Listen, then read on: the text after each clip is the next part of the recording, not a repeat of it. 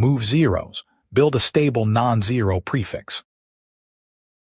Move every zero to the end without changing the order of the other values. Say the array is 0, 1, 0, 3, 12. It should become 1, 3, 12, 0, 0. Read checks each value, while write remembers where the next non-zero belongs. Write the array. Read checks each value. Write marks the next open spot for a non-zero value.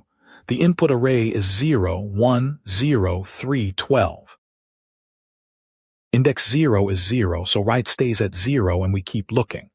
1 is non-zero, so place it at 0, 1, 0, 0, 3, 12. Then move right to 1. Index 2 is 0, so write stays at 1 and we keep looking. 3 is non-zero, so place it at 1, 1, 3, 0, 0, 12. Then move right to 2. 12 is non-zero, so place it at 2, 1, 3, 12, 0, 0. Then move right to 3. Done. 1, 3, 12, 0, 0. The non-zero values kept their order, and the zeros ended up at the back.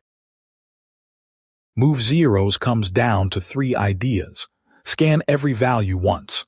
Write each non-zero value at the insert pointer.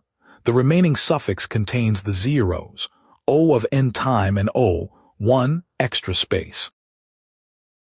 The C++ solution sets up the state for this rule. Build a stable non-zero prefix. Scan every value once. Write each non-zero value at the insert pointer. The remaining suffix contains the zeros, O of n time and O, 1, extra space.